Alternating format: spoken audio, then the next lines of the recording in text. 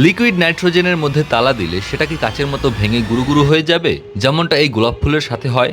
Superman তার fridge breed দিয়ে স্টেফেন উলফের তলোয়ার ভেঙে গুরু গুরু করে দিয়েছে, তাই তালাও কি একই রকম কাচের মতো ভেঙে যাবে? ভালো লাগছিল না, তাই ভাবলাম বাইক নিয়ে একটু ঘুরে আসি। কিন্তু তালা খুলতে গিয়েই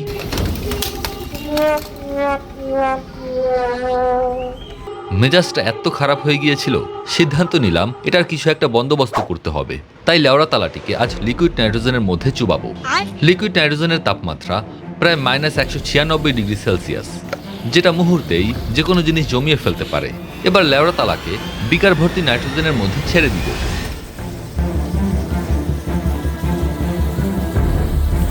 বাই দ্য ওয়ে, এই লিকুইড নাইট্রোজেনের থেকেও আরেকটি কেমিক্যাল আছে যেটা এর থেকেও বেশি ঠান্ডা। সেটা হচ্ছে লিকুইড হিলিয়াম, যার তাপমাত্রা প্রায় -269 ডিগ্রি সেলসিয়াস। আপনারা যদি চান লিকুইড হিলিয়াম দিয়ে ভিডিও বানাই, তাহলে কমেন্টে অবশ্যই জানাবেন। লিকুইড নাইট্রোজেন কম হয়ে গিয়েছিল, তাই আরেকটু ঢেলে নিচ্ছি।